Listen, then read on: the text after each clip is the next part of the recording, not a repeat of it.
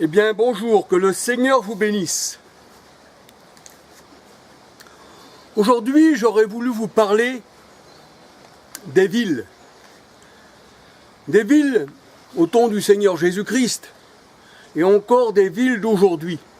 Parce que la ville est aussi le symbole de la grande prostituée. Apocalypse 17, versets 5, 18. La grande prostituée que tu as vue, le Seigneur nous dit, eh bien c'est la grande ville. C'est-à-dire c'est Jérusalem. Mais nous savons aussi que les grandes villes, eh bien c'est aussi Rome. Rome, la grande ville. Celle là où il y a le pape qui se prend pour le Christ, le vicaire du Christ, qui se dit le remplaçant du Christ, alors que Christ a un ministère, irremplaçable. Hébreux 7, 24. Il est sacrificateur pour toujours. Mais ces gens-là se disent Dieu eux-mêmes.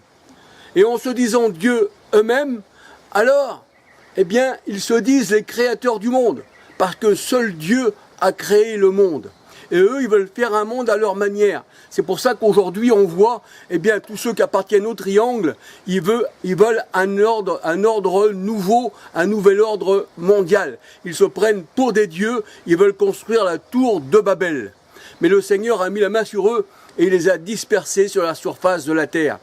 Et le Seigneur, il dit, eh bien, que les villes, eh bien, que tout ça, ça représente les sectes, ça représente le monde, un peu comme la Jérusalem terrestre, la Jérusalem charnelle, Galates 4, 21 à 31, qui est la sœur jumelle de, eh bien, Rome, le Vatican, dont le pape, eh bien, est l'Antichrist, et qui, cette Jérusalem terrestre, Galates 4, 21, est aussi l'Antichrist, parce que quand Jésus est venu chez les siens, eh bien, ils ont préféré les ténèbres à la lumière. Et ils sont restés plongés dans les ténèbres du dehors. Alors on va se laisser guider un peu par la parole de Dieu et nous allons, eh bien, regarder quelques versets de la parole de Dieu qui nous parlent de la ville et qu'il nous faut sortir de la ville. Parce que la ville, eh bien, lapide ceux qui leur sont envoyés. C'est pour ça que le Seigneur Jésus-Christ disait dans sa parole, Jérusalem, Jérusalem, toi qui tues les prophètes et ceux qui te sont envoyés. On va se laisser guider par la parole de Dieu, pas par la parole de Charles, parce que Charles ne vaut rien, il est simplement, eh bien, qu'un instrument entre les mains de Dieu. Mais c'est le Seigneur qui est le divin musicien. Eh bien, gloire au Seigneur. Alors le Seigneur, il disait dans sa parole, ce n'est plus à Jérusalem, que l'on va adorer, ni sur la montagne, ni sur les montagnes. Parce que vous savez qu'il y a des gens aussi qui adorent sur les montagnes, sur toute montagne élevée, ça c'est les païens. Mais la montagne de Sion était aussi comparée à Jérusalem. Donc le Seigneur a dit, ce n'est plus à Jérusalem que sera l'adoration. Et nous voyons qu'aujourd'hui les gens vont encore à Jérusalem et ils disent qu'elle est bénie alors que c'est la grande prostituée qui nous parle de Galates 4, 21 à 31, les enfants selon la chair, la femme rejetée, la femme qui n'est pas du Seigneur, la véritable femme, eh bien, c'est l'Église, c'est l'épouse du Christ. Apocalypse 21, 1, 2, 9, 10, celle qui est céleste, qui descend du ciel. Donc elle ne fait pas partie de cette terre. Et chaque chrétien appartient à la Jérusalem céleste. Mon royaume n'est pas d'ici-bas, qui est le Seigneur. Et la parole de Dieu nous dit que Christ, Colossiens, je crois, 1,13, je ne veux pas me tromper, mais regardez bien, Colossiens 1,13 nous dit qu'il nous a fait asseoir dans les lieux célestes, c'est-à-dire dans Jérusalem qui descend du ciel. Alors la vraie adoration n'est plus à Jérusalem. Ce n'est plus là qu'on va adorer qu'il est le Seigneur. Mais le Seigneur a dit Dieu est esprit, mais les vrais adorateurs l'adorent en esprit et en vérité. Et comme le Seigneur il est en nous, eh bien on peut l'adorer partout. Et d'ailleurs, l'adoration est continuelle parce que nous sommes communion avec lui. La parole de Dieu nous dit, 1 Corinthiens 6, 13 à 19, celui qui s'attache au Seigneur est avec lui un seul esprit. Donc c'est ça le mariage, c'est ça la communion, c'est ça l'adoration. Il est en nous, nous sommes en lui. Et la parole de Dieu nous dit, voici l'Éternel dit, je ferai ma demeure en eux. parce que j'habite pas dans des temples faits de main d'homme. Mais voici, tu es le temple de Dieu, et tu ne suivras pas le temple de Dieu. Gloire au Seigneur. Alors le Seigneur dit, on n'adorera plus à Jérusalem, on adorera le Père, eh bien, en esprit et en vérité. Jean 4, 20 à 24. Jean 4, 20 à 24. Donc il n'y a pas de lieu dans ce monde où on peut adorer que si ce n'est en nous-mêmes. C'est pour ça que le Seigneur a dit, rentre dans ton cœur, ferme la porte de ton cœur, et là ton Père qui voit dans le secret, eh bien, t'écoute. Gloire au Seigneur. Il dit, rentre dans ta chambre, dans la porte de ton cœur. Le Seigneur disait à ses apôtres, ne retournez pas en arrière. C'est-à-dire dans cette grande ville qui va être, eh bien, détruite, parce que le Seigneur a dit que Jérusalem, la grande prostituée, sera détruite. Elle qui est, eh bien, le symbole de toutes les religions. Du catholicisme, du protestantisme, de tout ce que vous voulez, toutes sortes de religions, ça vient de là. D'ailleurs, l'œcuménisme nous le rappelle, ça veut dire que les gens, eh bien, sont tous unis sous, eh bien, une même religion, comme ceux qu'on voulait faire la tour de Babel, ils étaient tous unis, mais le Seigneur les a dispersés sur la surface de la terre. Alors le Seigneur, il dit, eh bien, parce que là, le Seigneur, il explique que Jérusalem sera détruit, et il dit, quand vous verrez ces choses, eh bien, fuyez de la ville, et n'entrez pas dans la ville. Et le Seigneur, il dit, si vous rentrez dans la ville, si vous retournez en arrière, ben vous n'êtes pas libre, vous n'êtes pas digne du royaume des cieux. Alors le Seigneur Jésus disait à ses apôtres, ne retournez pas en arrière. C'est-à-dire, ne faites plus les choses de la loi. Parce que vous savez que la Jérusalem actuelle, c'est la loi, c'est la chair. C'est pour ça que la parole de Dieu nous dit que la loi, la chair, eh bien, c'était la mort. C'était le ministère de la mort, le mystère de la condamnation, la loi. 2 Corinthiens 3, versets 7, 9. 2 Corinthiens 3, versets 7, 9. Galates 3, 10, 13. Galates 3, 10, 13. La loi, c'était la condamnation. Et le Seigneur, il prend la femme de Lot comme symbole de ne pas retourner dans cette Jérusalem, de ne pas retourner dans les villes qui font partie, ce sont les membres de la grande prostituée trinitaire. C'est pour ça que nous voyons le triangle, ça c'est la Trinité. Toutes les religions à triangle font partie de la Trinité, font partie de l'Égypte, de la franc-maçonnerie, des jésuites, tout ce que vous voulez, tout ça, ça fait partie de cela. Alors le Seigneur, il dit, il prend comme exemple, eh bien, la femme de Lot. Et il dit, souvenez-vous de la femme de Lot, qui dit à ses disciples qu'il ne faut plus retourner à Jérusalem. C'est-à-dire, la femme de Lot, c'est pareil dans Sodome et Gomorrhe. Voyez-vous, elle est sortie, elle est regardée en arrière. Elle est devenue une statue de sel. C'est ce qu'on va voir. Et là, le Seigneur, il prend eh bien, le souvenir de la femme de Lot. Luc 17, versets 31 à 32. Luc 17, versets 31 à 32. Et il est vrai que la femme de Lot était retournée pour regarder la ville de Sodome et Gomorrhe. Genèse 19, verset 12. Genèse 19, verset 12. Les anges avaient été envoyés par l'Éternel pour détruire Sodome et Gomorrhe. Genèse 19, verset 13, 14. Genèse, verset 19, 13, 14. Genèse, verset 19, 13, 14. Les anges disaient à Lot, prends ta femme et tes 2 filles, qui se trouvent ici, de peur que tu ne périsses dans la ville. Voyez-vous, si on ne sort pas de la ville, on va y périr. Et c'est ce qu'il dit le Seigneur. Si vous êtes dans la ville, mon peuple, sortez de peur que vous n'ayez part à leur fléau. Et le Seigneur dit dans sa parole, eh bien, dans Apocalypse 17, 8, sortez afin que vous n'ayez part à leur fléau. Et il dit, celui qui s'attache à la prostituée est avec elle une seule chair. 1 Corinthiens 6, 13 à 19. Mais celui qui s'attache au Seigneur est avec lui un seul esprit. Et comme nous sommes attachés au Seigneur, on ne fait pas partie de la grande prostituée, voyez-vous. Alors les anges disaient à Lot, prends ta femme et tes 2 filles, qui se trouvent ici, de peur que tu ne périsses dans la ville. Dans les ruines de la ville. Et il faut que tu sauves ta vie. Et on est venu pour sauver ta vie. Et ils ont insisté pour que Lot sorte, ainsi que les 2 filles et la femme. Ils insistèrent, voyez-vous, pour que Lot, parce que Lot était aussi un fils de Dieu, mais il était aussi un peu récalcitrant, il était un peu plaisantin, voyez-vous. Il y a beaucoup de gens qui sont comme ça. Donc il faut que le Seigneur vraiment il les prenne et puis qu'il les sorte. C'est pas nous qui sortons, c'est le Seigneur qui nous sort. Et c'est pas nous qui choisissons, c'est le Seigneur qui nous choisit. Jésus disait à ses disciples, ce n'est pas vous qui m'avez choisi, mais c'est moi qui vous ai choisi. Je vous ai élu avant que le monde soit, vous étiez à moi. Donc si on est élu avant que le monde soit, on n'a pas choisi parce que Dieu nous choisit avant que nous soyons nés. Donc on n'avait pas de jugement, mais c'est lui qui nous a choisis. Là c'est pareil, il nous fait sortir de la ville. Et il envoie ses anges. Mais les gens veulent rester comme la femme de Lot dans la ville. Et la parole de Dieu nous dit de ne pas avoir les yeux sur les choses anciennes. Parce que la femme de Lot, eh bien, représentait les pharisiens qui étaient restés sous la loi.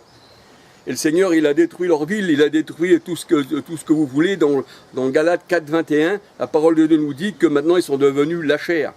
Et dans Jérémie 31, verset, je pense 36, hein, on lit comme ça, il dit si ces lois-là, eh bien, devenaient à cesser devant moi, j'abandonnerai, eh bien, Israël.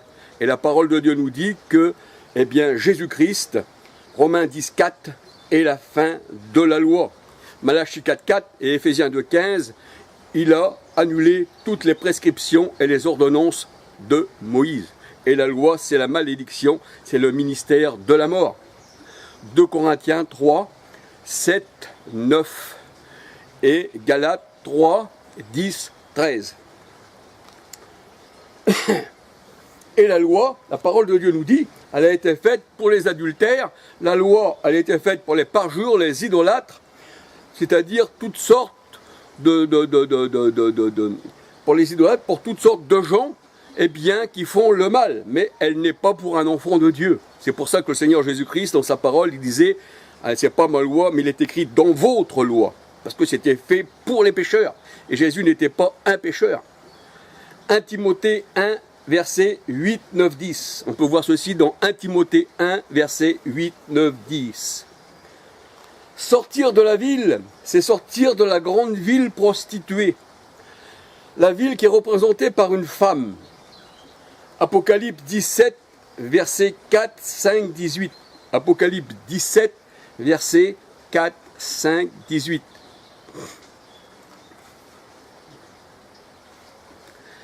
Alors c'est vrai que Lot et sa femme ont été avertis. La femme a regardé en arrière. Elle est devenue une statue de sel. Ça c'est encore un symbole que nous expliquerons plus tard, si Dieu veut, eh bien, dans une autre vidéo. Elle est devenue une statue de sel. Genèse 19, versets 23 à 26. Luc 17, versets 31 à 32. Luc 17, versets 31 à 32. Le Seigneur rappelle la femme de Lot, quand le Seigneur appelle ses enfants à sortir des religions et des sectes, cela ne veut pas dire que la famille entière est sauvée. Voyez-vous, là la femme n'a pas été sauvée parce qu'elle a regardé, mais celui qui est sorti, eh bien, a été sauvé, parce qu'il appartient au Seigneur et il a compris l'appel du Seigneur. Donc ça ne veut pas dire que toute la famille soit sauvée.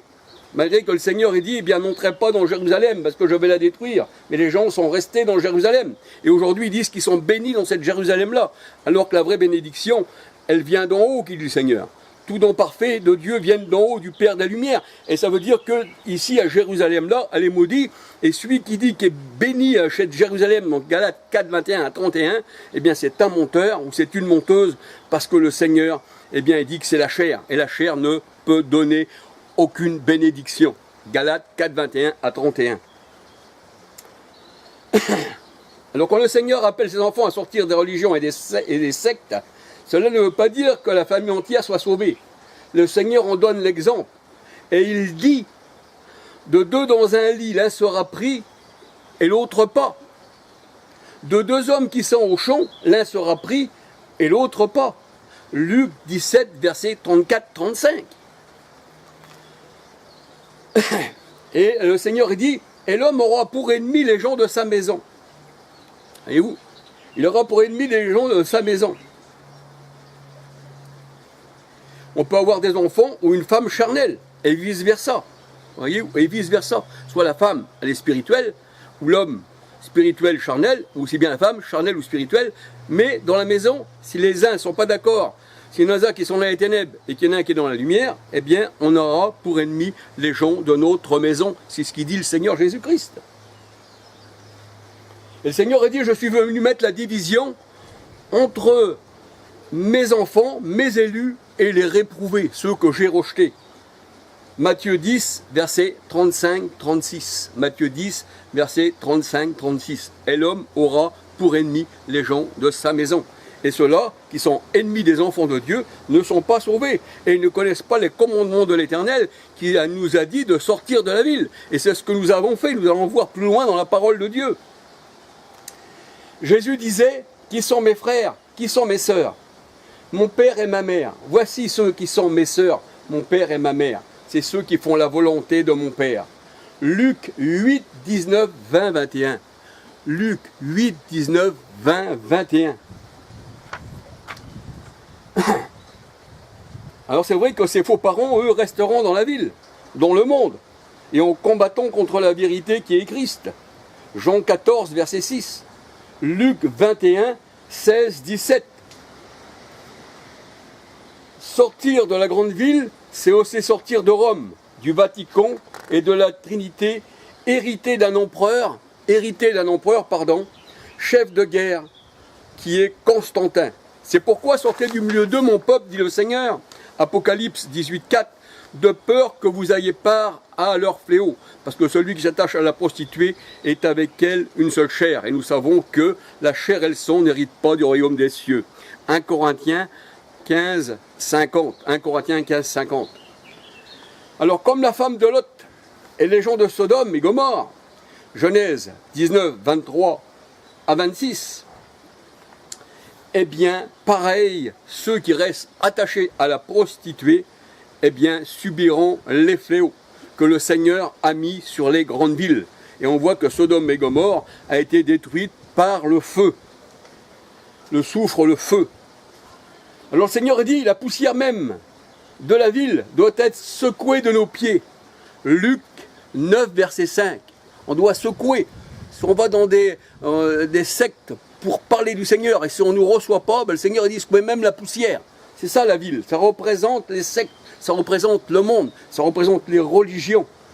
Luc 9, verset 5, Matthieu 10, verset 11 à 15.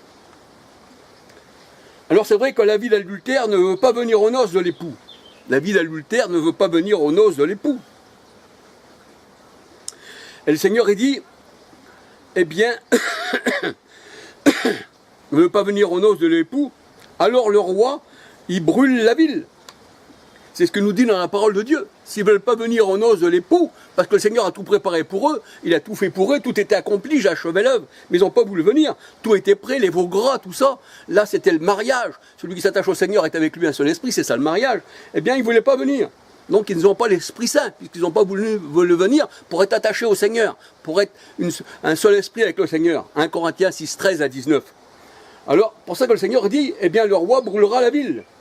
Matthieu 22, versets 1 à 8. Matthieu 22, versets 1 à 8. Les invités, le Seigneur a dit, n'étaient pas dignes du roi. Et il a fait périr les meurtriers et les monteurs des apôtres, ceux qui ont tué les apôtres. Voyez-vous, ceux qui leur ont été envoyés. Apocalypse 16, verset 6. La grande ville est divisée en 3 nations. La ville 3 fois sainte qu'on appelle, que les nations appellent la ville 3 fois sainte, parce qu'il y a catholiques, parce qu'il y a musulmans et il y a juifs selon la chair. 1 Corinthiens 10, 18. Donc il l'appelle la 3 fois sainte. Mais moi je dirais c'est plutôt la 3 fois malsainte, parce que tout ce qui est 3 fois répété par le triangle, je parle bien par le triangle, eh bien c'est contre Dieu, c'est l'Égypte. Le Seigneur lui est 3 fois saint, parce qu'il est Père, Isaïe 9, 5, parce qu'il est Fils. Eh oui, un Fils nous est donné parce qu'il est Fils, et parce qu'il est Saint-Esprit, Romains 8, 9, et celui qui n'a pas l'Esprit du Christ ne appartient pas. C'est ça, Saint, Saint, Saint est le Seigneur. Il est le Dieu 3 fois saint, mais un seul Dieu qui est saint. Je suis le Saint d'Israël. Je ne suis pas les saints, je suis le Saint d'Israël. Donc le Seigneur, il est le Saint d'Israël. Mais d'Israël, de Dieu. Israël de Dieu. C'est ce qu'il nous dit dans la parole de Dieu. même Paul le dit, hein. Il dit paix et gloire sur l'Israël de Dieu. Je ne me rappelle plus du verset, mais je vous le donnerai. Vous recherchez-le, vous allez le trouver. Voilà, sur l'Israël de Dieu, mais pas l'Israël selon la chair. 1 Corinthiens 10, 18. Vous voyez, l'Israël de Dieu, c'est eh bien la nouvelle Jérusalem. Parce que le Seigneur des deux peuples, juifs, selon l'esprit, et chrétiens, convertis à Christ selon l'esprit, la parole de Dieu, elle dit, des deux peuples, il a fait qu'un seul. Éphésiens, si on lit Éphésiens 2, nous pouvons tout lire, quand on a été rapproché eh bien, du Dieu d'Israël. On a été greffé sur l'olivier d'Israël, hein, mais pas sur le Vatican, pas sur les grandes villes. Et il est vrai que, eh bien, la Jérusalem actuelle, c'est la mosquée d'Omar, parce que pourquoi? C'est l'Arabie. Pourquoi? Parce que le Seigneur, il dit dans sa parole, eh bien, que Galates 4, 21 à 31, eh bien, qu'Israël, aujourd'hui, là, selon la chair, c'est l'Arabie. Apocalypse 16, verset 19. Alors, regardez bien, quand Abraham, il a reçu l'appel de sortir de son pays, il n'a pas résisté à l'appel du Seigneur. Genèse 12, verset 1. Il est sorti, eh bien, de son pays, de sa patrie, et il a été où c'est que le Seigneur lui a indiqué. Pas lui où il a voulu. Non, il n'a pas choisi une secte, mais selon ce que le Seigneur a voulu. Parce que c'est toujours selon la volonté de Dieu, pas selon notre choix à nous, sinon on est mort. Alors là, on voit qu'Abraham, dans Genèse 12, verset 1, eh bien, il a quitté son pays, il a été dans un lieu où le Seigneur lui a indiqué. Et quand le peuple hébreu est sorti d'Égypte, par la volonté de Dieu, voyez-vous, il fallait qu'il sorte de ce pays, le peuple hébreu. Bien qu'il y en a qui ont voulu retourner en Égypte, parce qu'il y a une partie qui voulait retourner en Égypte, et la parole de Dieu, elle dit, eh bien, une partie est morte dans le désert. Alors il est vrai que Babylone, qui signifie confusion, est tombée.